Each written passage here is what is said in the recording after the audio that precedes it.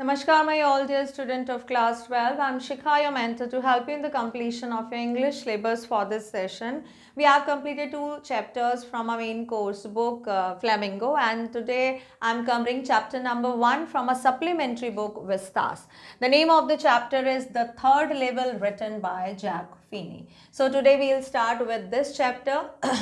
Let me have some introduction of this chapter. In this chapter, there is a character named Charlie, and time travel is the main concept that is discussed in this chapter. So, Charlie imagine his own world, his own self-created world, we can say, where he can go and have some relax from the running life of this modern city. Means Charlie basically belongs to 21st century, but right now he is imagining a world that is somewhere situated in 18 and 90s. And why he wanted to go there? Because of the insecurity, the competition, and the busy and very fed up schedule of the timetable. He got just go away from all these things to have some peace and comfort, and that's why he has created his own imaginative world that is somewhere in the place. And at that place he went there, he had the talk with the people, he had seen the kind of architecture, and he had seen the kind of lifestyle led by the people over there. So basically, if this chapter is based on the time traveling, if you have heard somewhere, or if you have watched the movies like Avengers, Back to the Future, or so many novels are also as well there, the time machine, through which you can go and know about the characters who herself or himself created a self-imaginative world, and they wanted to be there. Anyhow, they assumed themselves as if they are there, and then they discuss this thing to the person in the real world, and they are not believing on that. So the same concept is discussed over here. If you are aware about this concept, if you have ever heard earlier, then there will be no problem to understand this chapter, because in this chapter there is now a particular story about it, right? तो इसमें जो main character है Charlie, वो भी एक time travel की जो इस तरह का कंसेप्ट है उसमें चला जाता है। वो अपना एक सेल्फ क्रिएटेड वर्ल्ड बना लेता है जहाँ पे वो शांति से रहना चाहता है, आजकल की भाग दौड़ से बिल्कुल दूर। तो इस तरह का जो कंसेप्ट है उसके साथ क्या होता है, वो किससे ये चीज़ डिस्कस करता है, क्या लोग उसके बारे में सोचते हैं, यही सब इसमें बताया गया है। Written by Jack Finney. It is not a particular story, but a real very sweet and very different story you will have come to know. चलो स्टार्ट करते हैं। Before we read, have you ever had any curious experience which others find hard to believe? Curious is called strange. So here the writer is asking question to the reader कि have you ever had a kind of a strange experience somewhere, as if you are at a very strange and a new place, and when you come back from that place and started talking about that to the other people, they are not believing that.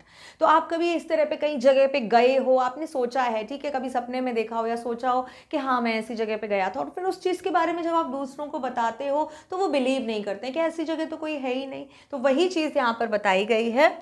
The presidents of New York Central and the New York New Haven and Hartford railroads will swear on the stick of the timetables that there are only two. तो यहाँ पे बताया गया है ये New York Central and the New York then New Haven and Hartford railroad, ये क्या है, ये अलग अलग आप बोल सकते हो ये रेलवे स्टेशंस के नाम हैं। क्या है ये? रेलवे स्टेशन के नाम है। जैसे हमारे सिटी में बहुत सारे रेलवे स्टेशन होते हैं, एरिया वाइज उनके नाम रख दिए जाते हैं, वैसे ये अलग अलग एरिया वाइज रेलवे स्टेशन के नाम हैं जो यहाँ पर हैं। यहाँ के जो प्रेसिडेंट हैं, जो हेड है, वो ये कहते हैं कि यहाँ पर सिर्फ 2 हैं। अब वो क्या हैं 2, उनको नहीं पता, लेकिन वो कहते हैं कि भाई वो stake of the time table होता है ना हर रेलवे स्टेशन में, अर्लियर टाइम में, अभी भी होता है, soft copy, hard copy, anyhow they are having the arrival and the departure of each and every train. तो वो जो टाइम टेबल होता है, कौन सी ट्रेन कब आ रही है, कब जा रही है, उसका स्टेक इज कॉल्ड पाइल, ढेर बोल सकते हो। वो कह रहे हैं कि प्रेसिडेंट, हम उसके हाथ पर, मतलब उसके ऊपर हाथ रखकर हम कसम खा सकते हैं कि वहां पर केवल 2 हैं। तो यहां पर वो अपनी बात को बहुत एम्फसिस कर रहे हैं। But I say there are three because I have been on the third level of the Grand Central Station. यहाँ पर I किसके लिए आया है? नरेटर के लिए आया है. Now narrator means the main character or protagonist of this chapter. या तो राइटर होता है, उसके लिए फर्स्ट पर्सन प्रोनाउन आता है I. तो यहाँ पर किसके लिए आया? जो मेन कैरेक्टर है इस चैप्टर का, उसने क्या बोला कि नहीं, मेरे अकॉर्डिंग ग्रैंड सेंट्रल स्टेशन पर 3 है. क्या है? लेवल. लेवल आप बोल सकते हो first level, second level, third level. तो चार्ली बता रहा है कि मेरे अकॉर्डिंग 3 है, 3 है, लेकिन जो हेड है रेलवे स्टेशन के वो क्या बोल रहे हैं कि उनके according grand central railway station पे सिर्फ 2 लेवल ही है. तो यहाँ पे मेन किसकी बात हो रही, कौन से स्टेशन की बात हो रही है? ग्रैंड सेंट्रल स्टेशन की. यही रेलवे स्टेशन है जो पूरे चैप्टर में चलता है, आगे बढ़ता है. Yes, I have taken the obvious step. I have talked to the psychiatrist friend of mine. तो अब वो चार्ली कहता है कि ठीक है, अगर मैं ये बोल रहा हूँ, कोई मेरी बात पर विश्वास नहीं कर रहा है, लेकिन फिर भी इसके लिए मैंने एक ऑब्वियस स्टेप लिया है. Obvious is called means genuine step, जो होना चाहिए. ठीक है, अगर लोग मेरी बात पर विश्वास नहीं कर रहे हैं तो मुझे ऐसा लग रहा है कि हाँ, मैंने कुछ गलत सोचा है, क्योंकि बहुत सारे लोग वही बात सेम नहीं बोल सकते हैं, तो वो सही होंगे, मैं गलत. तो इसके लिए मैं अपने साइकाइट्रिस्ट फ्रेंड से भी मिला, यानी कि जो इसका प्रोटैगनिस्ट है उनका जो एक फ्रेंड है वो कौन है? साइकाइट्रिस्ट है, वो उससे मिला. Among others I told him about the third level at Grand Central Station and he said it was a waking up dream wish fulfillment. He said I was unhappy. Now waking dream is called an involuntary dream occurring while a person is awake. जगती हुई आंखों से कोई सपने देखना. सो जाते हैं तो सभी देखते हैं, लेकिन आप जागते हुए कोई सपना देख रहे हो, सपना मतलब आप कहीं ऐसी जगह चले गए हो जो है ही नहीं, और जब आप उसके बारे में किसी और को बताते हो तो वो विश्वास नहीं करता है. तो वो यही बता रहे हैं कि मैंने अपने साइकाइट्रिस्ट फ्रेंड को ग्रैंड सेंट्रल और थर्ड लेवल के बारे में सब बता दिया था. उन्होंने बताया कि जो वहाँ हैं, वहाँ के जो हेड हैं, प्रेसिडेंट्स हैं, और लोगों के अकॉर्डिंग ग्रैंड सेंट्रल पे सिर्फ 2 लेवल हैं, लेकिन मेरे अकॉर्डिंग वहाँ पर 3 लेवल हैं. तो जो साइकाइट्रिस्ट फ्रेंड है उसने क्या कहा कि this is a kind of waking dream wish fulfilment, यानी कि तुम जगती हुई आंखों से सपना देख रहे हो. किस लिए? तुम्हारी कोई विश है जिसको तुम पूरा करना चाहते हो, और वो इस रियल वर्ल्ड में यहाँ रहते हुए पूरी नहीं हो पा रही है, इसीलिए तुम खुली आंखों से सपना देख रहे हो, वहां जाकर अपनी विश को पूरा करना चाहते हो. और फिर उन्होंने बाद में क्या कॉन्क्लूड किया साइकाइट्रिस्ट फ्रेंड ने, कि तुम नाखुश हो, मतलब जो जिंदगी तुम जी रहे हो, the life, the kind of life, the time table you are following, the monotonous time table of this modern world, because of that you are feeling unhappy and that's why you are somewhere else to complete your wish to become or to have the peace. ठीक है, तो वो कहते हैं शांति पाने के लिए आप कहीं और जा रहे हो, इसीलिए तुमने अपना कोई और दुनिया बना ली है. That made my wife kind of mad, but he explained that he meant the modern world is full of insecurity, fear, war, worry and all the rest of it and that I just want to escape. अब यहाँ पे तीसरा character आता है जो आपका जो main character है उसकी वाइफ. वो कहती है कि जब साइकाइट्रिस्ट फ्रेंड ने ये बोला कि मैं नाखुश हूँ तो इसने मेरी वाइफ को एक तरह से पागल कर दिया. पागल का मतलब अगर पता चले कि भाई मेरा पति नाखुश है, अगर वो ये सोचेगी तो वो कुछ इस तरह से means indirectly she started blaming herself कि मेरी वजह से तो ऐसा नहीं है, काम की वजह से. लेकिन पागल का मतलब बहुत ज़्यादा परेशानी है उसको, तो वो एक तरह से मैड हो जाती है, बहुत ज़्यादा अपसेट हो जाती है. लेकिन वो बताता है, उन्होंने एक्सप्लेन किया कि मैंने बताया है कि ये जो फुल है, यहाँ पे ही किसके लिए आया है? साइकाइट्रिस्ट के लिए आया है. उन्होंने बताया कि एक्चुअल में ऐसी चीज़ नहीं है, इसमें indirectly nobody is going to be blamed himself और हमसेल्फ. अपने आप को ब्लेम करने की ज़रूरत नहीं है. ये जो पूरा वर्ड है मॉडर्न है, ये किस चीज़ से भरा हुआ है? यहाँ पे इनसिक्योरिटी है, फियर है, लोगों से डर है, वॉर है, बहुत सारी चिंता है, स्ट्रेस है, और बहुत सारी जो अलग जो चीज़ें हैं जिससे लोग परेशान हो जाते हैं, उनको पीस नहीं मिल पाती है. And I just want to escape. और यहाँ पे आई किसके लिए आया है? नरेटर के लिए. वो बताते हैं कि मैं इन सब से दूर जाना चाहता हूँ, ये जितनी भी नेगेटिविटी है मैं यहाँ से बहुत दूर जाना चाहता हूँ. Well who doesn't. उसके बाद वो कहते हैं हु डजंट मतलब कौन नहीं है. अगर मैं इन सारी चीज़ों से परेशान हूँ तो obviously whoever is living in this competitive world, insecure world, everybody wants to escape from this.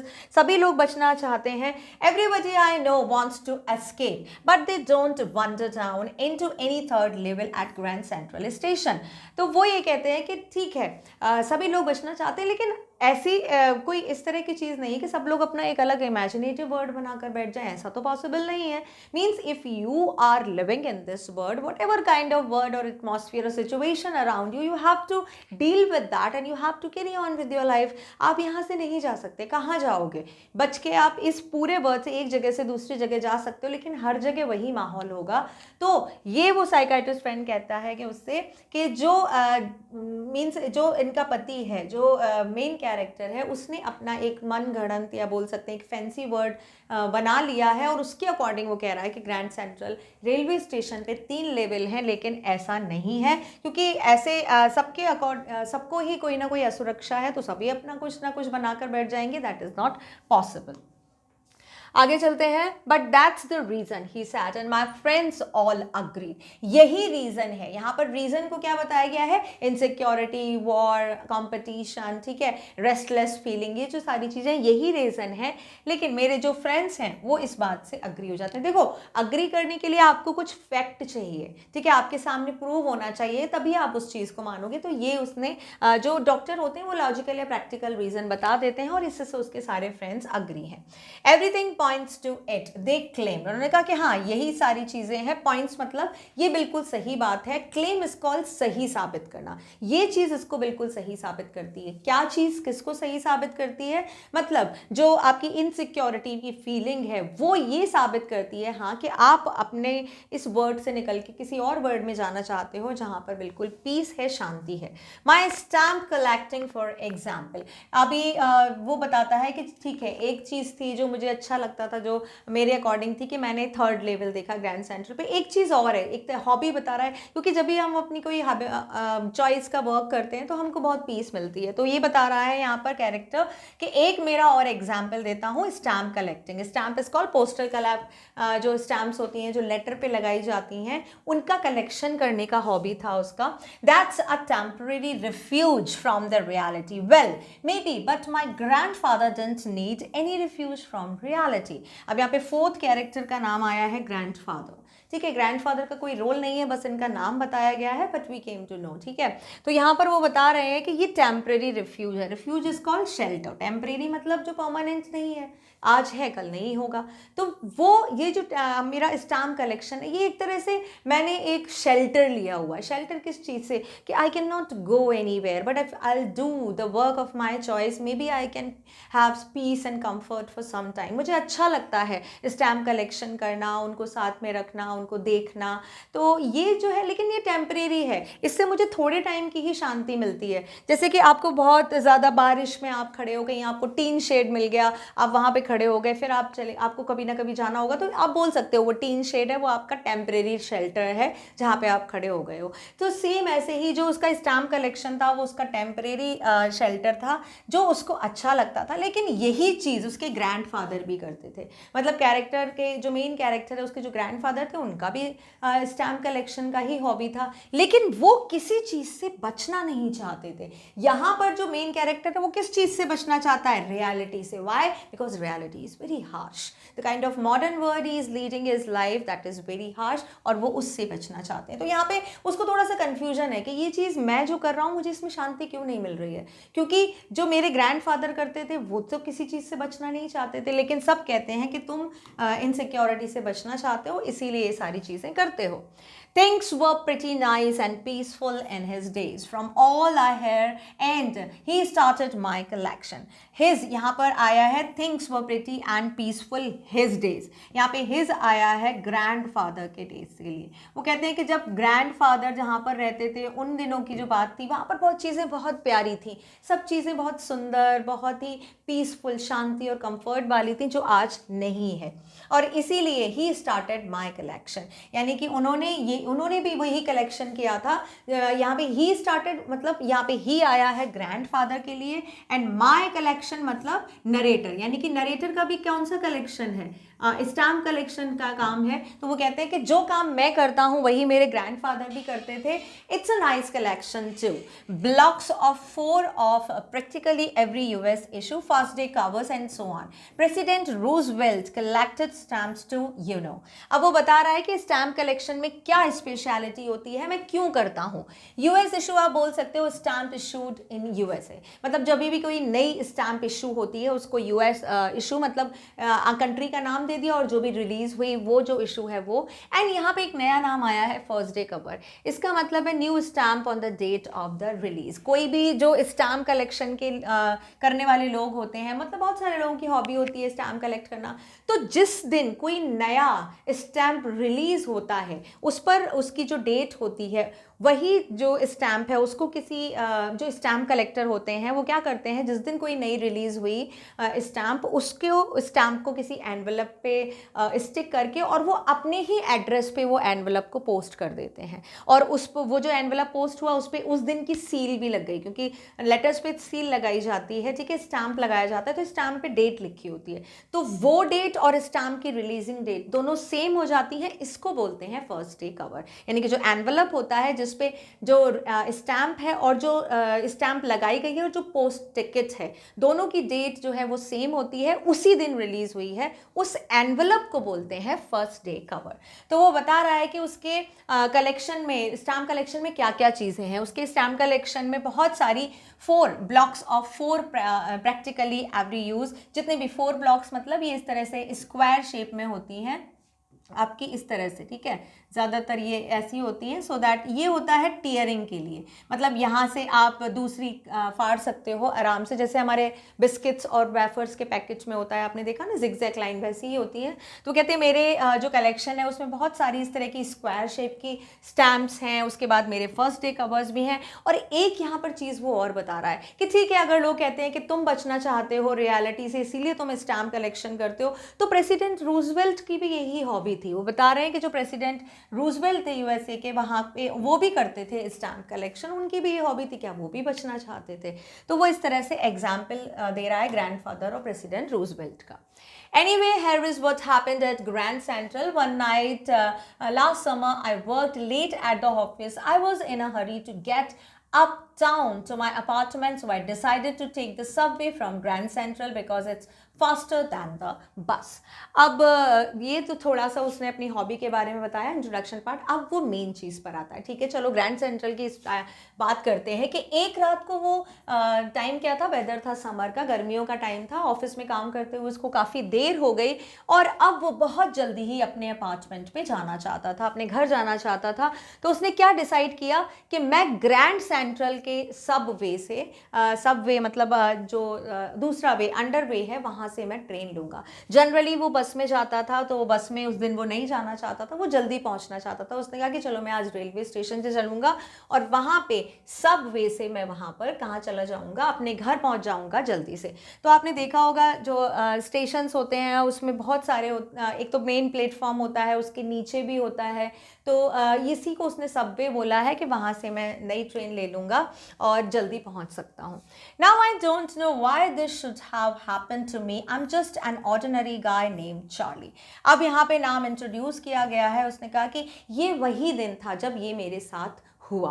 मतलब उसको उसी दिन ग्रैंड सेंट्रल रेलवे स्टेशन पे तीसरे लेवल का पता चला और वो उसको नहीं पता कि ऐसा उसके साथ क्यों हुआ और उसका नाम बताया गया है. यहाँ पे नाम इंट्रोड्यूस हुआ है चार्ली. तो हमारे मेन कैरेक्टर का नाम है Charlie.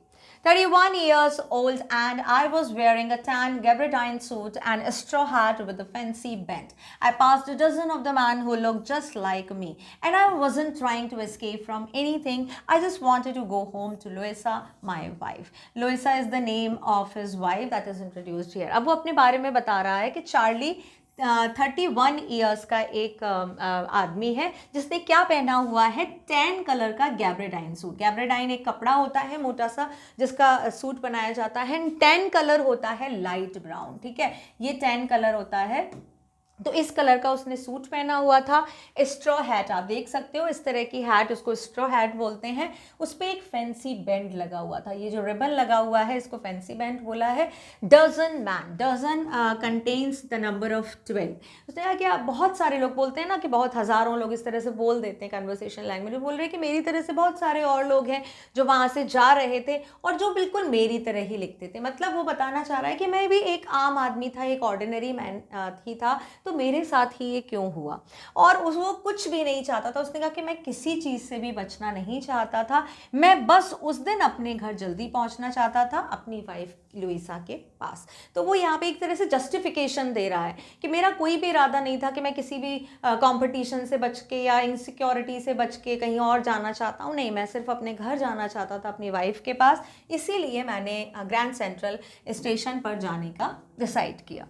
Now, I turned into Grand Central from Vanderbilt Avenue and went down the steps to the first level, where you take trains like the 20th century.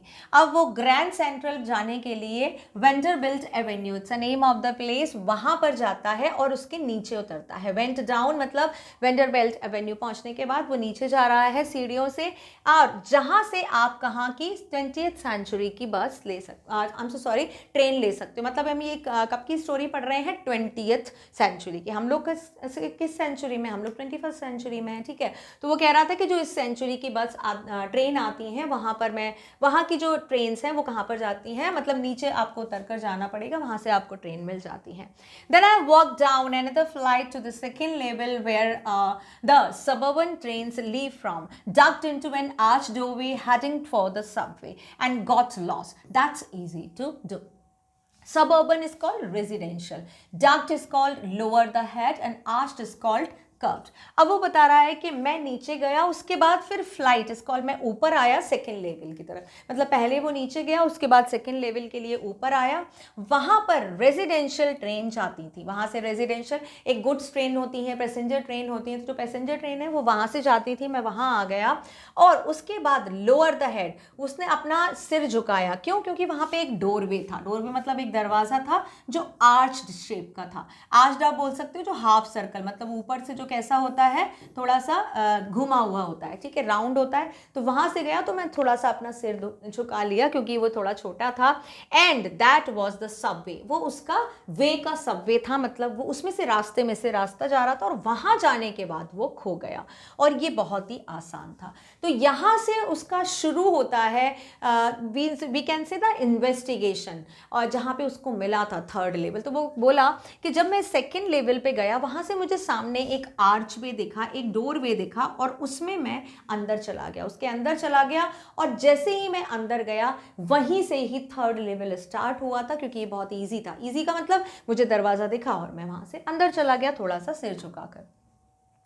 I have been in and out of the Grand Central hundred of the time, but I am always bumping into the new doorways and stare in the corridors. वो हमेशा बता रहा है, bumping is called knock और run into something, नई नई जगहों पर टकराना, ठीक है। तो बता रहा है बहुत, ऐसा नहीं कि मैं पहली बार आया हूँ, हज़ारों बार मैं यहाँ पर कई बार आ चुका हूँ इस स्टेशन पर, लेकिन जब भी मैं आया हूँ मुझे हमेशा कुछ नया जो कॉरिडोर है और नए स्टेयरकेस और नए डोरवेज मिलते हैं। वो अपना थोड़ा सा अब क्या कर रहा है, अभी उसको जो भी चीज़ है, उसकी जो भी इमेजिनरी चीज़ है, अभी वो जो भी बोलेगा वो उसको जस्टिफाई करने के लिए या उसी की तरफ, जो उसी की साइड लेता हुआ बोलेगा। तो वो कह रहा है मैं पहले भी आया हूँ, लेकिन हर बार मेरे साथ ऐसा हुआ है, मुझे नए कभी डोरवेज मिल जाते हैं, कभी नया स्टेयरकेस मिल जाता है, कभी नए कॉरिडोर्स मिल जाते हैं। Once I got into a tunnel about a mile long and came out into the lobby of the Roosevelt hotel.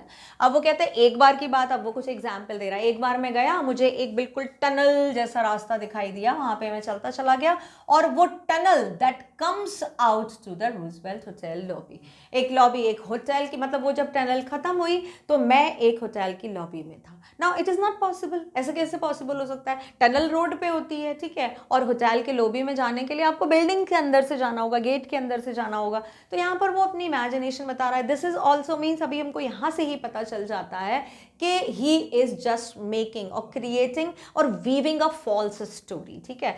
तो वो ये बता रहा है कि ऐसे मुझे मेरे साथ नया नया होता था, हमेशा होता था। जैसे कि ये पिक्चर दिया गया है, इसमें क्या है, दिस इज वन ट्री, ठीक है, एक ट्री है लेकिन इसमें से कितनी सारी रूट्स अलग अलग निकल रही हैं। तो आप बोल सकते हो ये रूट्स को यहाँ पे दरवाजा बताया गया है as the picture is made, ठीक है। एक दरवाजा ये रहा, एक दरवाजा ये रहा, एक दरवाजा ये रहा, ठीक है, और अलग अलग। तो आप बोलोगे पेड़ तो एक ही है लेकिन इसमें कितने सारे दरवाजे हैं। आप हर दरवाजे, किसी भी दरवाजे से आपको नई नई रूट्स मिली, जितनी रूट्स होंगी उतनी दरवाजे। तो वो यहाँ पे ग्रैंड सेंट्रल रेलवे स्टेशन को एक तरह से ट्री रूट्स के साथ कंपेयर कर रहा है कि बहुत सारी जैसे ट्री की रूट्स होती हैं, उसी तरह से मुझे ग्रैंड सेंट्रल पे बहुत सारे दरवाजे मिलते थे या कॉरिडोर्स मिलते थे, जिनमें से मैं चला जाता था। और एक बार मैं रूजवेल्ट होटल की लॉबी में निकला। Another time I came up in an office building on the 46th Street, the 3 blocks away. And sometimes I think Grand Central is growing like the tree, pushing out new corridors and staircase like roots. अब बता रहा है दूसरी बार क्या हुआ। दूसरी एक बार तो मैं होटल की लॉबी में निकला और दूसरी बार मैं एक बिल्डिंग, ऑफिस बिल्डिंग थी जो 46th स्ट्रीट पे थी। नाम है 46th स्ट्रीट। उस स्ट्रीट पे एक बिल्डिंग थी ऑफिस की, उसमें मैं निकला। तो it is again not possible कि आप किसी दरवाजे से निकलो रेलवे स्टेशन के और आपके सामने बिल्कुल ऑफिस आ जाए या होटल आ जाए। वो बता रहा है कि मुझे ऐसा लग रहा था जो ग्रैंड सेंट्रल है वो किसी ट्री की तरह ग्रो कर रहा है, जिसकी बहुत सारी जड़ें हैं, बहुत सारी रूट्स हैं और हर रूट्स में से नए नए दरवाजे, नए नए स्टेयरकेस निकल रहे हैं। तो वो ग्रैंड सेंट्रल इस रेलवे स्टेशन को किसके साथ कंपेयर कर रहा है? वो कंपेयर कर रहा है ट्री की रूट्स के साथ, कि वो हमेशा जब भी जाता था उसको कुछ ना कुछ नया जगह मिलता था। There is probably a long tunnel that nobody knows about, feeling its way under the city right now, on its way to Times Square and maybe another Central Park. अब क्या बोल रहा है कि अभी मुझे जो टनल मिली है, जिस टनल से वो होकर जा रहा है, उसको क्या लगता है कि अब वो कहीं और किसी नई जगह पे खुलेगी। पहले एक होटल में खुली है, ऑफिस में खुली, तो अब जो टनल है वो हो सकता है कि time square, again it's the name of the place, हो सकता है कि ये जो टनल है लास्ट में जाके मुझे टाइम स्क्वायर पहुंचा दे या मुझे सेंट्रल पार्क पहुंचा दे, कहीं भी मुझे पहुंचा सकती है। Again it's his speculation, imagination है उसकी। And maybe because for so many people through the years Grand Central has been an exit, the way to escape, maybe that's how the tunnel I got into, but I never told my psychiatrist friend about that idea. उसने कहा कि हो सकता है बहुत सारे लोग आते हैं यहाँ पर और कितने सालों से इस ग्रैंड सेंट्रल स्टेशन पे लोग आते जा रहे हैं, हो सकता है कि may be that's how the tunnel I got into, मैं भी उनमें से कोई एक हूँ। बहुत सारे लोग अलग जाते हैं, उनको भी नए नए दरवाजे या टनल मिलती होंगी, तो आज मुझे ये मिल गई है। लेकिन ये चीज़ मैंने अपने साइकाइट्रिस्ट फ्रेंड को नहीं बताई। मतलब उसने जब वो साइकाइट्रिस्ट फ्रेंड से मिला था, उसने सिर्फ उसको ये बताया कि मुझे ग्रैंड सेंट्रल स्टेशन पर तीसरा लेवल मिला है, सबके अकॉर्डिंग 2 है लेकिन मुझे तीसरा मिला है। लेकिन उसने ये नहीं बताया था कि वो वहाँ पे कैसे पहुँचा, कि बहुत सारे उसको स्टेयरकेस या कॉरिडोर्स मिले थे वैसे पहुँचा। ये चीज़ उसने अपने साइकाइट्रिस्ट फ्रेंड को नहीं बताई थी। The corridor I was in began angling left and slanting downwards, and I thought that was wrong, but I kept on walking. जो कॉरिडोर मुझको मिला था, जो टनल मिली थी, वहाँ पे जो कॉरिडोर था वो उसमें चलने लगता है। And angling left, angling is called, मतलब किस तरफ चल रहा था, किस तरफ चल रहा था वो, लेफ्ट की तरफ घूम रहा था। मतलब वो उसका जो टर्न था वो लेफ्ट की तरफ था, वो वहाँ पर चलता जा रहा था जो एक कॉरिडोर था। और उसके बाद उसको ऐसा लग रहा था कि दैट वॉज रॉन्ग, वो किसी गलत जगह पे चलता चला जा रहा है। But I kept on walking, लेकिन वो चलता गया, वो रुका नहीं। All I could hair was the empty sound of my own footstep and I didn't pass a soul. soul यहाँ पे आया है किसी भी पर्सन के लिए। वो ये बोल रहा है कि वहाँ पर मुझे सिर्फ एक आवाज़ सुनाई दे रही थी, that was of my own footstep, अपने पैरों की आवाज़, चलने की स्टेप उसको आ रही थी, और कोई भी आदमी, किसी भी तरह की कोई भी आवाज़ उसको सुनाई वहाँ पर नहीं दे रही थी। तो वो ये बता रहा है, then I heard that sort of hollow roar ahead, means open space and people talking. Hollow is called खाली, empty, ठीक है। and roar is the sounding word. क्या है ये? sounding word है जो यूज़ किया जाता है लाइन की रोर के लिए, ठीक है, आप बोलते हो ना लाइन टाइगर रोर, दहाड़ना जिसको बोल सकते हो। अब वो सोच रहा है कि अब थोड़ी देर बाद मुझे कुछ सुनाई दिया, कुछ हॉलो एम्प्टी सी साउंड सुनाई दे रही थी, ऐसा लग रहा था कि मैं किसी ओपन स्पेस में जाने वाला हूँ। मतलब वो सुरंग, वो जो कॉरिडोर जो बहुत लंबा था, अब वो ख़त्म होने वाला है। उसको लग रहा था कि मैं ओपन स्पेस में जाने वाला हूँ। क्यों? क्योंकि उसको लोगों की कुछ बातें सुनाई दे रही थी, कुछ उसको आवाज़ आ रही थी, बहुत गूंज जैसी सुनाई दे रही थी। The tunnel turn sharp left. I went down a short flight of the stair and came out on the third level at Grand Central Station. And वो बताता है कि अब जैसे ही मुझे आवाज़ सुनाई दी, वैसे ही उस टनल ने एक बहुत शार्प लेफ्ट का मतलब एक तो ये हुआ स्मूथ लेफ्ट, और एक हुआ आप ऐसे जा रहे हो, ये शार्प लेफ्ट जहाँ पे कॉर्नर बना है। तो उसने कहा कि मुझे एक टर्न आया लेफ्ट, मैं जब वहाँ पर गया, वहाँ पर थोड़ी सी स्टेयर थी, मैं उनके ऊपर चढ़ा और मेरे सामने क्या था? ग्रैंड सेंट्रल रेलवे स्टेशन का तीसरा लेवल बिल्कुल मेरी आंखों के सामने था। For just a moment, I thought I was back on the second level, but I saw the room was smaller and there were fewer ticket windows and train gates, and the information booth in the central was wood and old looking. अब वो वहाँ का थोड़ा सा description बता रहा है कि जब वो थर्ड लेवल पे आ गया, उसको क्या क्या दिखाई दिया वहाँ पर। पहले तो उसको थर्ड लेवल को देखकर ऐसा लगा कि वो सेकंड लेवल पर वापस आ गया, क्योंकि सेकंड लेवल तो था वहाँ पर, वो वहाँ पर गया भी था, तो उसको लग रहा था कि जैसे कि वो सेकंड लेवल पर वापस आ गया है। अब वहाँ पर क्या क्या था उसको दिखाई दिया कि वहाँ पर जितने भी रूम थे, मतलब रेलवे स्टेशन पे जो वेटिंग रूम होते हैं और जो आपके मींस लॉकर रूम्स होते हैं जिसमें सामान रखते हैं, वो कैसे होते हैं? वो थोड़े से छोटे थे। जो वहाँ पे टिकट विंडो थी वो भी बहुत छोटी थी, और वो कैसी थी? जो इन्फॉर्मेशन विंडो थी वो वुड की बनी हुई, लकड़ी की बनी हुई थी, और वो थोड़ी सी पुरानी लग रही थी। इन्फॉर्मेशन बूथ होते हैं ना, जहाँ से आप अपना ट्रेन का आने जाने का पता करते हो, तो वो जो टिकट विंडो थी, इन्फॉर्मेशन विंडो थी, वो कैसी थी? छोटी थी। और ट्रेन के गेट्स थे वहाँ पे, मतलब वो वहाँ का एक तरह से वो बता रहा है कि जब थर्ड लेवल पे पहुँचा तो वो उसने क्या क्या देखा। तो वो अपनी बात को प्रूव करना चाह रहा है। वो बता रहा है कि मैं रेलवे स्टेशन के थर्ड लेवल पर गया था और वो किस तरह से दिख रहा था, बिल्कुल सेकेंड लेवल की तरह। And the man in the booth wore a green eyeshadow and long black sleeves protectors. The lights were dim and sort of the flickering. Then I saw why they were open flames gas lights. अब वो बता रहा है कि जो वहाँ पे ticket booth पे जो आदमी बैठा हुआ था, उसने ग्रीन आई शेड्स पहने हुए थे, ग्रीन कलर के चश्मे लगाए हुए थे, और उसने अपने हाथों में क्या पहना हुआ था? प्रोटेक्टर, स्लीव प्रोटेक्टर्स पहने हुए थे, जैसे आप देख सकते हो, जो आपकी स्लीव को प्रोटेक्ट करते हैं। Sleeve protector and eye shade for means he was just we can say ना sitting in the open area, जहाँ से ट्रेन बहुत तेज़ी से आती हैं जाती हैं, तो आंखों के बचाव के लिए उसने ग्रीन शेड पहने हुए थे, और अपने हाथों को प्रोटेक्ट करने के लिए उसने स्लीव प्रोटेक्टर्स पहने हुए थे। और जो वहाँ पे लाइट्स थी वो कैसी कर रही थी? वो फ्लिकरिंग हो रही थी। Flickering is called unstable. Unstable क्या हो सकती है? जो एक लॉ होती है, जो हमारी दिए की लॉ होती है, लालटेन की जो लॉ होती है, वही फ्लिकर करती रहती है। तो वो ये बता रहा है कि वो फ्लिकर कर रही थी। जब उसने देखा कि ये फ्लिकर क्यों कर रहे हैं, तब उसको पता चला कि ये तो बल्ब नहीं है, ये तो गैस लाइट्स हैं, क्योंकि पुराने ज़माने में बल्ब नहीं होते थे, इस तरह की लैंप्स नहीं होती थी। ये जो लैंप होती थी जो जलती हैं, उसमें गैस लैंप से भरी होती थी। That's why they are unstable, move करती रहती थी वो। तब उसने ये चीज़ देखी, उसने बताया कि वहाँ पर जो लाइट थी वो फ्लिकर कर रही थी। There were brass spittoons on the floor, and across the station a glint of the light caught my eyes. A man was pulling a gold watch from his waist pocket, and he snapped open the cover, glanced at his watch and frowned.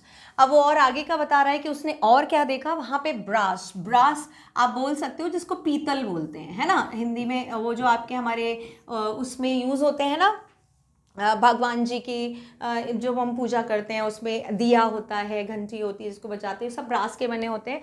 तो पहले स्पिटून्स is called metal और the अर्थवेयर pot to spit, ठीक है, यहाँ मैं लिख देती हूँ मैं, टू स्पिट इज कॉल्ड थूकने के लिए जो यूज़ किया जाता। तो पुराने ज़माने में ना घरों में भी ये होते थे। तो पुराने ज़मानों में पब्लिक प्लेस पर, घरों में इस तरह के पॉट रखे होते थे जगह जगह, जहाँ पे आप थूक सकते हो। मतलब if anybody is chewing the, ये पान कोई खाता है या कुछ और खा रहा है, उसको थूकना है, तो वहाँ पर जगह जगह ये रखे होते थे।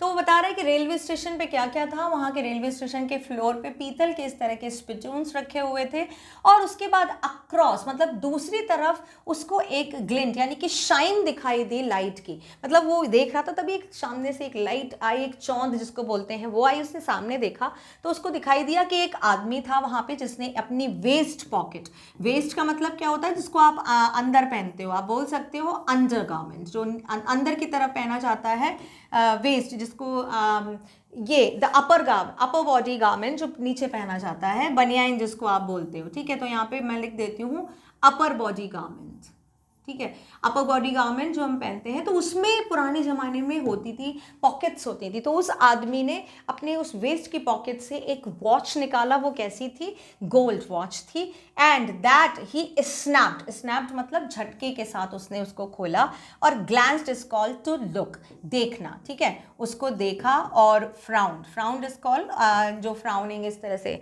आप जब गुस्से में या कुछ जब सोच रहे होते हैं तो यहाँ पे लाइंस आ जाती है ना, ये इस तरह से, वो उसने बताया कि जब जैसे उसने वॉच देखा, उसकी जो फोरहेड था वहाँ पे लाइंस आ गई थी।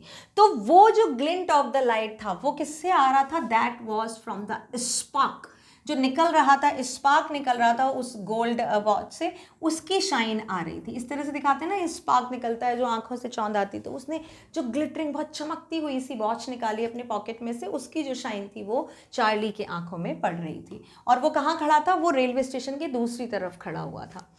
He wore a derby hat, a black 4-button suit with tiny lapels, and he had a big black handlebar mustache. Then I looked around and saw that everyone in the station was dressed like 18th, 19th something. I never saw so many beards, sideburns and fancy mustache in my life. अब यहाँ पे थोड़ा सा description बता रहा है, वो वहाँ के लोग किस तरह के थे और किस तरह की चीज़ें। अभी तो वहाँ पे उसने वहाँ पे फिजिकल डिस्क्रिप्शन बताया, अब लोगों के बारे में वो बता रहा है।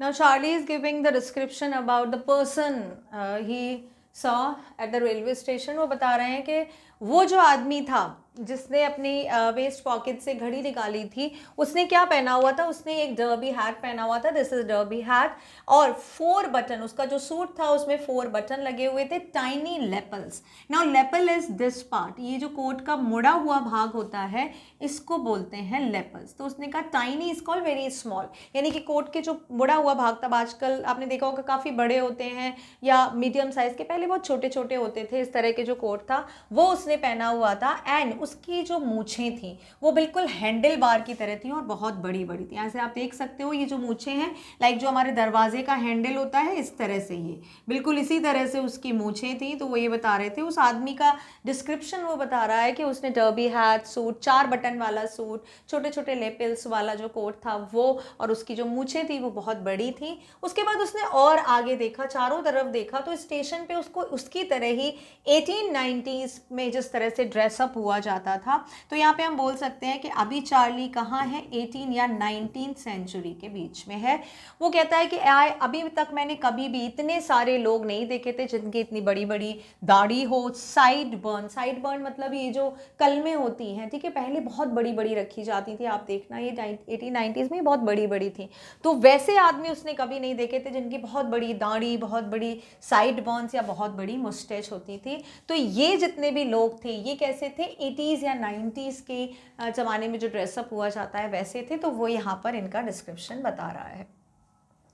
A woman walked in through the train gate. She wore a dress with leg of mutton sleeve and a skirt to the top of her high buttoned shoes, black of her out on the track. अब वो बता रहे हैं कि जो एक उसने वहाँ पे एक औरत भी देखी, जो एक औरत थी उसने क्या पहना हुआ था, उसने मटन स्लीव का एक ड्रेस पहना हुआ था। ना मटन स्लीव, जो मटन होता है जो हम खाते हैं इस तरह का लगता है ना वो देखने का पीस में, और उसकी स्लीव्स होती हैं यहाँ पर नीचे रफल्स होते हैं, ये इस तरह से स्लीव होती हैं।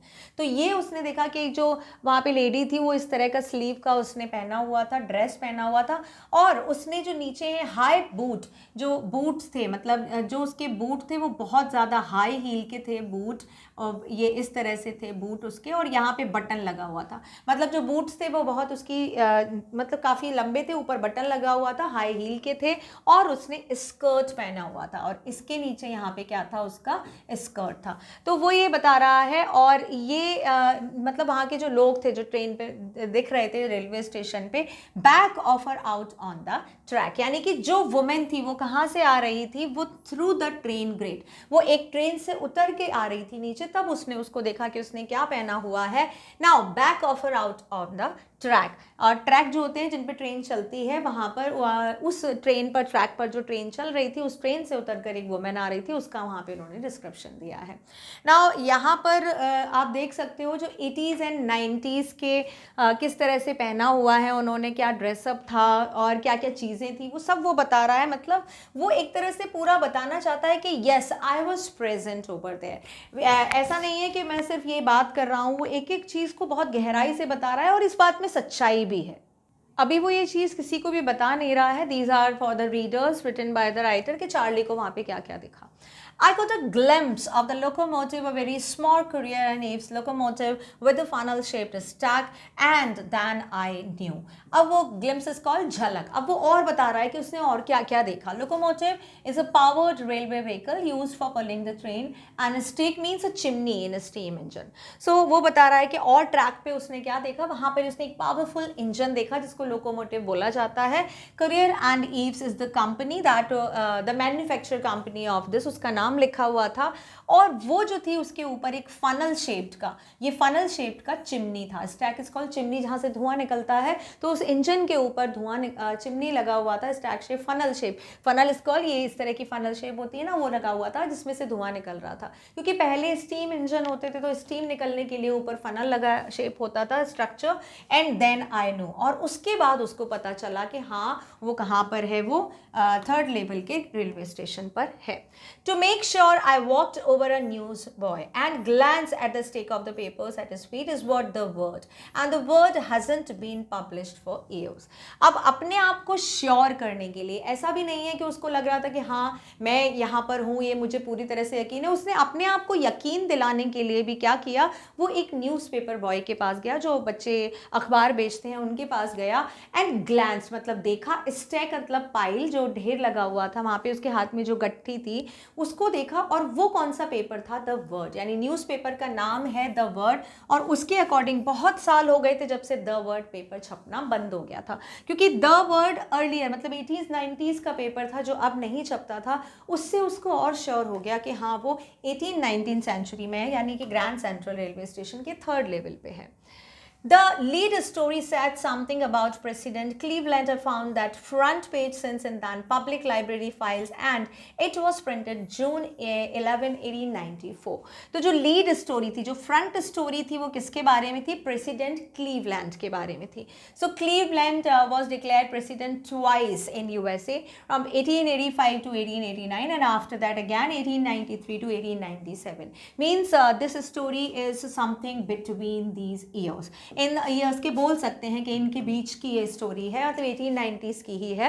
तो जो मेन अखबार था उस पर जो मेन न्यूज़ थी वो प्रेसिडेंट क्लीवलैंड के बारे में थी, और ये जो इसका फ्रंट पेज है एक बार उसने देखा था, चार्ली ने बताया कि मैं एक बार पब्लिक लाइब्रेरी गया था, और वहाँ पर पब्लिक लाइब्रेरी में you can find the records, very old, thousands year records, 100 of the years record, if the availability is there you can find over there, आप अगर जाओ तो आपको मिल जाते हैं। तो पब्लिक लाइब्रेरी में उसने देखा था, और उस पर कौन सी डेट प्रिंट हो रही थी, जून 11, 1894। मतलब इतनी सारी चीज़ें, इतनी सारी एविडेंसेस बताए कि वो थर्ड लेवल पे था, वो खुद भी श्योर हो गया था बहुत अच्छी तरह से। Now I turn towards the ticket window, knowing that here on the third level the Grand Central I could buy the tickets that would take Louisa and me anywhere in the United State. We wanted to go, and in the year 1894 I wanted 2 tickets to Galesburg, Illinois. अब वो बताता है कि अब वो किधर गया, अब वो टिकट विंडो की तरफ गया, जो छोटी छोटी लकड़ी के बने हुए टिकट विंडो थे वहाँ पे गया, और वहाँ पर जाकर उसको पता चला कि यहाँ से आप कहीं भी यूनाइटेड्स के लिए कहीं के लिए भी आप टिकट ले सकते हो। बट वो कहाँ जाना चाहता था, वो अपनी वाइफ लुइसा के साथ गेल्सबर्ग, इलिनॉइस। ना Illinois is a state in USA का एक स्टेट है, और गेल्सबर्ग वहाँ पे एक सिटी का नाम है। As you can see this red point, ये गेल्सबर्ग है, यहाँ पर वो जाना चाहता था अपनी वाइफ के साथ, और वो क्या था, ईयर 1894। तो यहाँ पर हम कंसेप्ट को आप अच्छे से समझो कि क्या हो रहा है। जिस शाम को वो ऑफिस से बाहर निकला उसके बाद वो ग्रैंड सेंट्रल रेलवे स्टेशन के 3rd लेवल पे है, पूरा डिस्क्रिप्शन वो बता रहा है। और अब क्या बता रहा है, टिकट विंडो पे वो जाकर पूछता है कि वहाँ से टिकट कहीं के लिए भी मिल जाएगी, और वो जाना चाहता है कौन से प्लेस पे, गेल्सबर्ग। ईयर कौन सा चल रहा है, 1894, यानी कि वो अपनी इमेजिनेटिव स्टोरी में है। Have you ever been there? It's a wonderful town still, with big frame houses, huge lawns, and tremendous trees whose branches meet overhead and roof the street. अब वो कहता है आप यहाँ पे कभी गए हो, गेल्सबर्ग इलिनॉइस में कभी भी आप गए हो, ये बहुत प्यारी जगह है, बहुत ही सुंदर टाउन है, और ये कैसा है, स्टिल विद बिग फ्रेम, मतलब वहाँ पे क्या है, बिग फ्रेम हाउसेस, बहुत बड़े बड़े घर हैं, big old frame houses. Old frame का मतलब पुराने ज़माने के आर्किटेक्चर में बने हुए घर हैं जो बहुत बड़े हैं, बहुत बड़े बड़े लॉन यानी कि ग्रीन एरिया है, और इतने ऊंचे बहुत ह्यूज ट्रीज हैं जिनकी ब्रांचेस आपस में मिलकर स्ट्रीट पर एक तरह से रूफ छत बना देती हैं। मतलब इतने बड़े बड़े पेड़ हैं कि अगर उनकी ब्रांचेस एक, जैसे ये रास्ता है, अगर इस पेड़ की और इस पेड़ की ब्रांचेस इतने घने हैं, क्योंकि कोई वहाँ पर तब काटता नहीं था, इतना ज़्यादा डिफॉरेस्टेशन नहीं था वहाँ पर, तो अगर आप इस स्ट्रीट से अंदर जा रहे हो तो आपको ऐसा लगेगा जैसे ऊपर छत बनी हुई है। इतने घने पेड़ थे जो एक दूसरे से आकर मिल जाते थे। तो ये वहाँ का डिस्क्रिप्शन बता रहा है, कहाँ का, गेल्सबर्ग का बता रहा है। And in 1894 summer evenings were twice as long and people sat down on their lawns. उसने कहा कि ये जो समर इवनिंग है, टाइम तभी भी 24 आवर्स था, अभी भी 24 आवर्स है, बट उस टाइम पे 1894 में जो इवनिंग, जो शाम हुआ करती थी, वो बहुत बड़ी, दुगनी दुगनी लंबी हुआ करती थी। लोग आराम से अपने घर के बाहर लॉन में बैठते थे, बातें करते थे, घूमते थे, एक दूसरे के हाल चाल पूछते थे, मतलब बहुत पीसफुल एनवायरनमेंट था वहाँ पर। आगे बताता है, the man smoking cigar and talking quietly, the women weaving palm leaf friends with the fire flies all around in the peaceful world.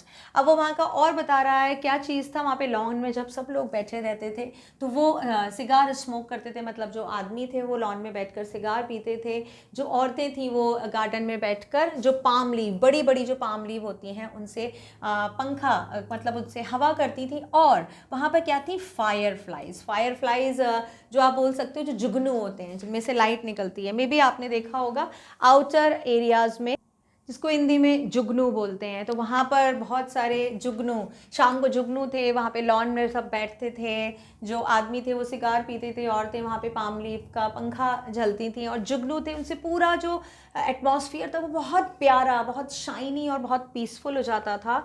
Now to be back there with the to be back with their first world war, still 20 years off, and the world war seconds over 40 years in the future. I wanted 2 tickets for that. उसने बताया मैं उस time पे था, उस समय पे था जब अभी भी जो फर्स्ट वर्ल्ड वॉर है उसमें अभी 20 ईयर्स मतलब थे बाकी, और जो सेकेंड वर्ल्ड थी उसमें लगभग 40 ईयर्स बाकी थे।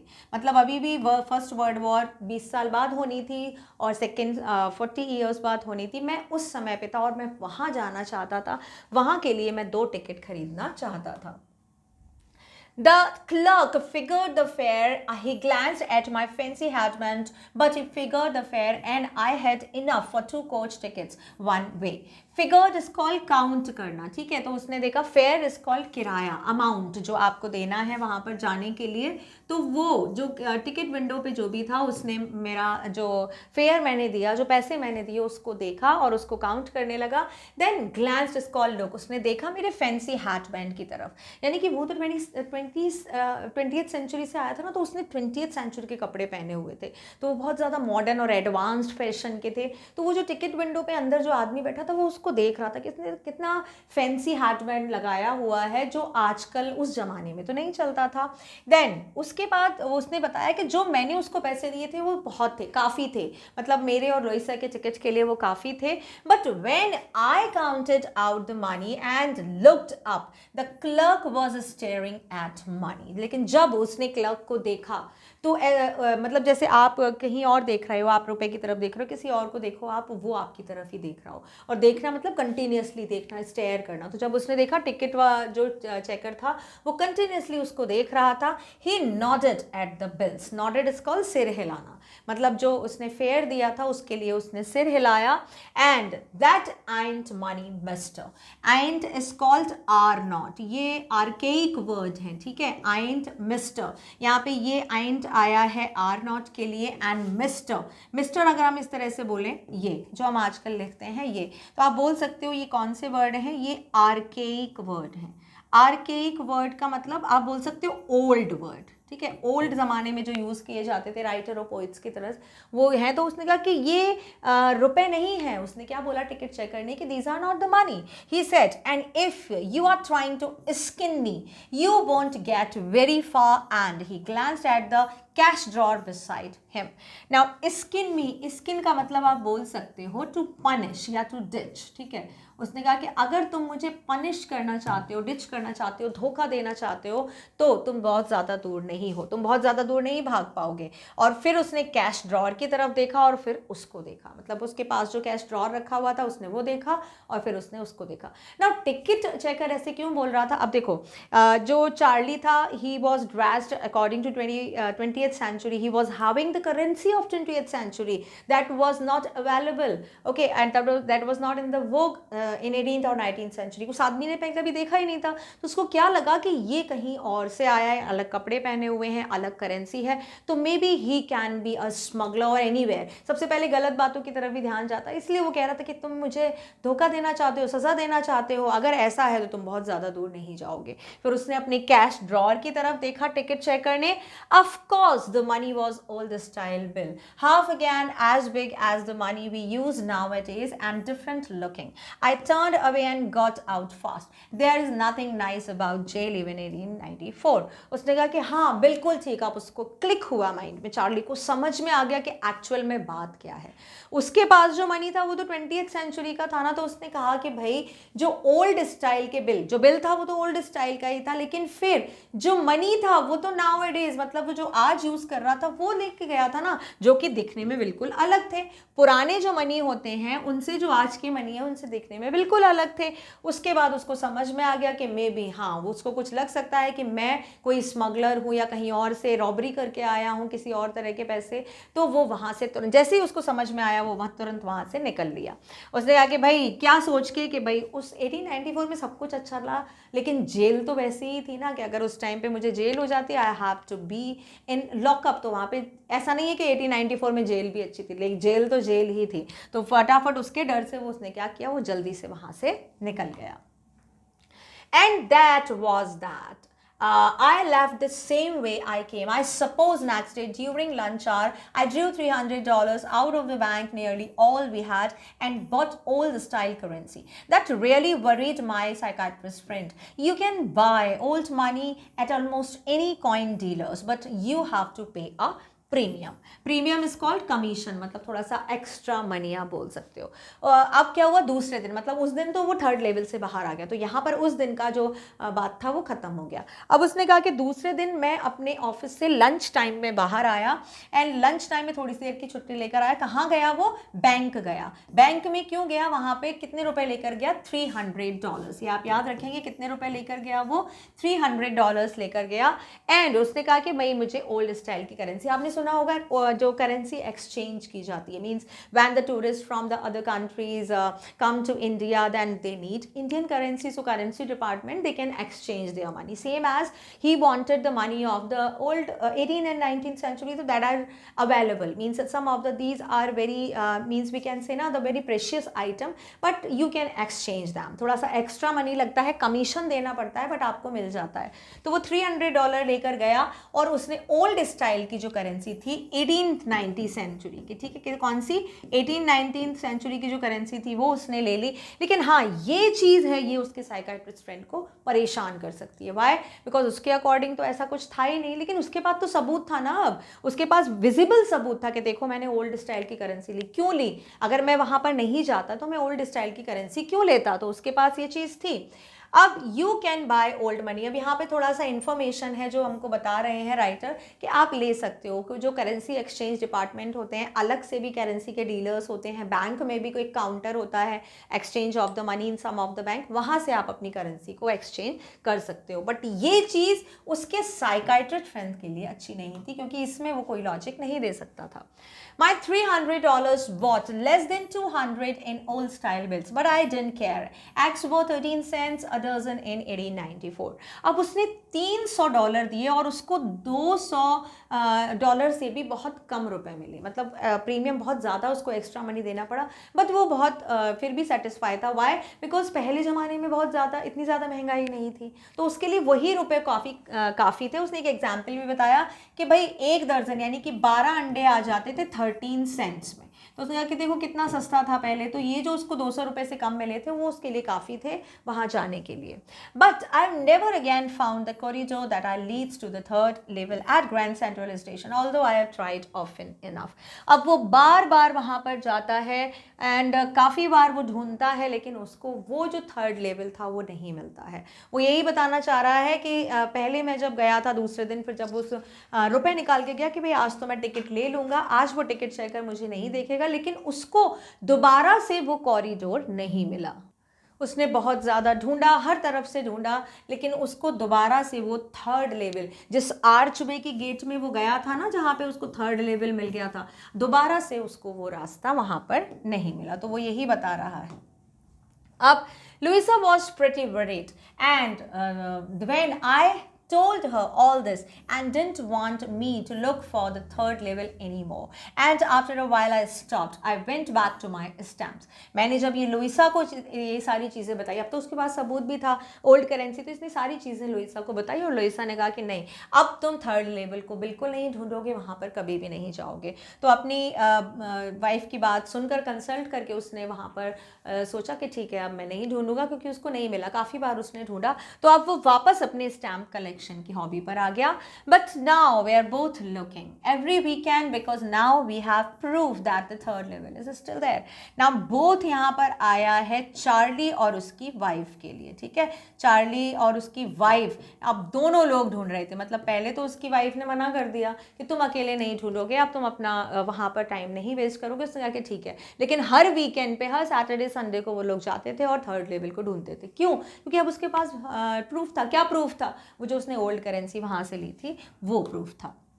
नाउ माई फ्रेंड सैम विनो, ये पूरा नाम दिया गया है। अब यहाँ पे डिस्क्लोज किया गया है उसका नेम, जो साइकाइट्रिस्ट फ्रेंड था सैम विनो, डिसअपियर्ड, गायब हो गया। नोबडी न्यू वेयर, कोई नहीं जानता था कि वो कहाँ गायब हो गया। But I sort of suspected because Sam's a city boy and I used to tell him about Galesburg. I went to school there and he always said he liked the sound of the place and that's where he is, all right in 1894. मतलब अचानक से अब उसको खबर मिलती है कि Sam कहीं गायब हो गया है। सब सोच रहे हैं कि किसी को नहीं पता कि अचानक से कहाँ गायब हो गया, लेकिन चार्ली कहता है मुझे पता है कि मेरा दोस्त कहाँ गया, क्योंकि अक्सर वो एक सिटी बॉय था, वो एक मतलब शहर में रहा था, हमेशा से वो शहर में रहा था। और जब भी मैं उससे गेल्सबर्ग की बात करता था, मैं बताता था कि मैं वहाँ पर स्कूल गया था, गेल्सबर्ग कितना अच्छा प्लेस है, और वो हमेशा मुझसे कहता था कि वो इस तरह का जो गेल्सबर्ग के बारे में जो भी बहुत बात सुनता है उसको बहुत अच्छा लगता है। ये जो गेल्सबर्ग के बारे में वो जो भी बताता था चार्ली सैम को, उसको बहुत अच्छा लगता था और वो वहाँ पर इस तरह की जगह पर जाना चाहता था। तो अब उसको पूरा श्योर हो गया है कि चार्ली कहाँ पर है, गेल्सबर्ग में है, यानी कि 1894 में चला गया है। क्योंकि गेल्सबर्ग 20th सेंचुरी में अभी तो कोई जगह है ही नहीं, वो कहाँ पे थी? अब तो गेल्सबर्ग की जगह कोई और चीज़ बन गया होगा, या तो वो र्यून हो गया होगा, डिस्ट्रॉय हो गया होगा। तो वो कह रहा है कि 1894 में चला गया है, क्योंकि गेल्सबर्ग जगह वो तभी थी 1890s में। Because one night fussing with my stamp collection, I found, well, do you know what the first day cover is? When a new stamp is issued, the stamp collectors buy some and use them to mail envelopes to themselves on the very first day of the sale, and the postmark proves the date. अब वो बता रहा है कि देखो मुझे कैसे, मतलब मैं कैसे श्योर हूँ कि जो सैम है वो कहाँ चला गया है, गेल्सबर्ग। उसका वो रीज़न बता रहा है कि एक बार मैं अपनी एक रात को अपना स्टैम्प कलेक्शन देख रहा था। Fussing is called being show unnecessary concern about something, और आप बोल सकते हो बीइंग वेरी बिजी, ठीक है, being very busy with something. तो यहाँ पे जब आप मतलब you are not concerning about anything, आपको नहीं समझ आ रहा है, बहुत बिजी हो काम में, आपको कुछ समझ नहीं आ रहा, तो उसको वहाँ पर कुछ दिखा, कुछ मिला, क्या मिला? First day cover. अब यहाँ पे राइटर आपको क्लियर कर रहे हैं कि फर्स्ट डे कवर क्या होता है, तो वो बता रहे हैं कि फर्स्ट डे कवर जब भी कोई नया पोस्टल स्टैम्प इशू होता है, ठीक है, अब मान लो जैसे कि कोई स्टैम्प इशू हुआ और उसको जिस दिन किसी एनवलप पे लगाया जाता है, तो वहाँ पर उस दिन की फर्स्ट डे इशू और उसी दिन की स्टैम्प लगी है, तो यहाँ पर क्या हुआ, ये आज ही रिलीज हुई है और इस स्टैम्प पे आज की डेट है, तो दोनों डेट समान हो गई, दोनों डेट जो थी वो मिल गई, तो ये पोस्ट मार्क प्रूव करता है, ये जो पोस्ट मार्क है ये प्रूव करता है कि ये जो स्टैम्प है वो आज ही रिलीज हुई है, ये स्टैम्प भी उसी दिन का है और इसको बोला जाता है फर्स्ट डे कवर या फर्स्ट डे ऑफ इशू, ठीक है। तो उसको एक वो एनवलप मिला था अपने कलेक्शन में, the envelope is called first day cover, they have never opened, you just put back blank paper in the envelope. उसने कहा कि ये जो कलेक्शन करने वाले लोग होते हैं, जितने भी जिनको हॉबी होती है, वो उस स्टैम्प को उसने एनवलप पे लगाया और वो एनवलप को अपने ही एड्रेस पे पोस्ट कर दिया। मतलब यहाँ पे जो स्टैम्प, जिसने ये स्टैम्प लिया उसने लगाया और अपना ही एड्रेस यहाँ पर लिखकर उसको पोस्ट कर दिया, वो उसके पास खुद आ गया। ये क्या हुआ, उसका स्टैम्प कलेक्शन हो गया। अब इसमें आप चाहो तो कुछ रखो या नहीं तो सिर्फ आप एक ब्लैंक पेपर रखकर भी वो एनवलप को पोस्ट कर सकते हो, क्योंकि वो तो आपके पास ही वापस आना है। तो यहाँ पर क्या समझाया गया है, what is first day cover. तो उसको अपने कलेक्शन में फर्स्ट डे कवर मिला एक रात को। That night among my oldest first day cover I found one that shouldn't have been there. अब पुराने उसने जो जितने भी उसके फर्स्ट डे कवर थे उसने सब देखे थे, लेकिन उस दिन उसको कुछ ऐसा मिला जो पहले कभी नहीं मिला था। बट देयर इट वॉज, लेकिन वो उस दिन था। It was there because someone had mailed it to my grandfather at his home in Galesburg. That's what the address on the envelope said. अब वो जो एनवलप था उसको पहले जब इतनी बार देखता था कभी नहीं देखा, लेकिन उस रात को देखा और उस एनवलप पे उसके ग्रैंडफादर का एड्रेस लिखा हुआ था। किसी ने उसके ग्रैंडफादर के एड्रेस पे वो एनवलप भेजा था। एंड दैट एनवलप सेड, मतलब उस पे सेड मतलब उस पे क्या लिखा हुआ था, वो बता रहा था कि इस पे उसके दादाजी का जो एड्रेस है वो लिखा हुआ था। And it had been there since July 1894। The postmark showed that yet I didn't remember it at all. अब यहाँ पर ये बताया जा रहा है कि भाई जुलाई 1894 को मे बी कोई स्टैम्प इशू हुई, ठीक है, और उस इशूड स्टैम्प को किसी ने क्या किया, उसको चिपकाया, एनवलप पे चिपकाया, ठीक है, और उसके अंदर एक लेटर रख के उस एनवलप पे दादाजी का एड्रेस लिख दिया, चार्ली के दादाजी का एड्रेस लिख के और उसको भेज दिया। तो वो फर्स्ट डे कवर उस पर लिखा हुआ भी था, लेकिन उसको याद नहीं आ रहा था कि ये जो लेटर है उसको पहले कभी क्यों नहीं दिखा। और इस पे डेट कौन सी थी, जुलाई 1894। रेलवे स्टेशन पे उसने क्या देखा था कि 11 जून, यानी कि एक महीने के बाद की बात है ये। The stamp was a 6 cent dull brown with a picture of President Garfield. Naturally, when the envelope came to grandfather in the mail, it went right into his collection and stayed over there till I took it out and opened it. Now the paper inside wasn't blank, it read. अब उसने बताया जो postal stamp थी वो कितने की थी, 6 Saint की थी, 6 रुपए की थी, और उस पर प्रेसिडेंट गारफील्ड की पिक्चर बनी हुई थी, यही वो स्टैम्प थी, ठीक है। और इसको जो रखा गया था एनवलप में, जो उनके पास आया था वो किससे आया था, मेल के थ्रू, यानी पोस्ट से उनके पास आया था, और वो डायरेक्ट कहाँ चला गया, ग्रैंडफादर के लिए आया था, तो ग्रैंडफादर के पोस्टल कलेक्शन में चला गया। अब जब उसने चार्ली ने वो खोला एनवलप, तो उसके अंदर जो पेपर था वो खाली नहीं था, यानी कि ये जो एनवलप है जिसपे लिखा हुआ था, ये स्टैम्प लगी हुई थी, उसने जब खोला तो उसमें एक पेपर था और उस पेपर पे कुछ लिखा हुआ था। क्या लिखा हुआ था, 1941 विलार्ड स्ट्रीट, गेल्सबर्ग, इलिनॉइस, जुलाई 1894। ये एड्रेस लिखा हुआ है, ये प्लेस का नाम है, ये स्ट्रीट, प्लेस और ये डेट लिखी हुई है। ये किसको एड्रेस्ड है, चार्ली को। Now again so much confusion is there. जो बाहर है वहां पर किसका नाम लिखा हुआ है, उसके दादाजी के घर का नाम लिखा हुआ है, और अंदर जो लेटर है वो किसके लिए एड्रेस किया गया है, चार्ली के लिए एड्रेस किया गया है। I got to wishing that you were right. Then I got to believing you were night. अब उसने कहा कि मैं चाहता था कि मैं तुम पर विश्वास कर लूं, लेकिन अब मुझे विश्वास हो गया है कि तुम बिल्कुल सही थे। And Charlie, it's true, I found the third level, I have been here 2 weeks and right now down the street at the Dali someone is playing piano and they all are out on the front porch singing seeing Nelly home and I'm invited over for nominate and come on back Charlie and Louisa, keep looking till you find the third level. It's worth it, believe me. अब यहाँ पर ये नीचे जो है, the note is signed by Sam. ये letter किसने लिखा हुआ है? ये लेटर लिखा है सैम। सैम जो उसका साइकाइट्रिस्ट फ्रेंड था, सैम वीनर, उसने लिखा था। क्या लिखा था? कि भाई पहले मुझे तुम पर विश्वास नहीं हुआ, लेकिन अब मुझे हो गया है कि तुम सही थे। चार्ली, बिल्कुल सही कहा था तुमने, मुझे थर्ड लेवल मिल गया है। चार्ली ने उसको बोला था, उसने कहा थर्ड लेवल है नहीं, लेकिन अब मुझे मिल गया है। मैं यहाँ पर 2 हफ्ते से हूँ और अभी मैं जहाँ पर हूँ वो कहें डेली समवन, मतलब डेली का जो घर है, डेली किसी का नाम है, मैं किसी के घर पे हूँ इस टाइम। उसने मुझे किस पे बुलाया है? लेमोनेड पे बुलाया। लेमोनेड इज कॉल्ड, जो शिकंजी होती है, जो हम नींबू की शिकंजी बनाते हैं, वो मतलब लेमोनेड पार्टी चल रही है, वहाँ पे उसने मुझे बुलाया है। कोई है जो पियानो बजा रहा है और सब लोग गाना गा रहे हैं, seeing Nellie home. These are the lyrics. ये लिरिक्स हैं, गाने के लिरिक्स हैं, वो गाए जा रहे हैं। तो सभी लोग मिलकर ये सॉन्ग के लिरिक्स गा रहे हैं और मुझे यहाँ पर बहुत अच्छा लग रहा है। मैं यहाँ पर एक तरह से इनवाइट हूँ, मतलब मैं यहाँ पर गेस्ट की तरह आया हुआ हूँ और मैं कहता हूँ चार्ली, तुम लुइसा को लेकर यहाँ पर जल्दी से आ जाओ, बिकॉज ये it is very important, believe, मतलब बहुत प्यारी जगह है। तुमने बिल्कुल सही कहा था और मुझ पर विश्वास करो, मैं यही हूँ, तुम भी लुइसा के साथ यहाँ पर आ जाओ। ये सारी चीज़ उस लेटर में लिखी हुई है जो चार्ली को अपने पोस्टल कलेक्शन में एक रात को फर्स्ट डे कवर पर मिलती है।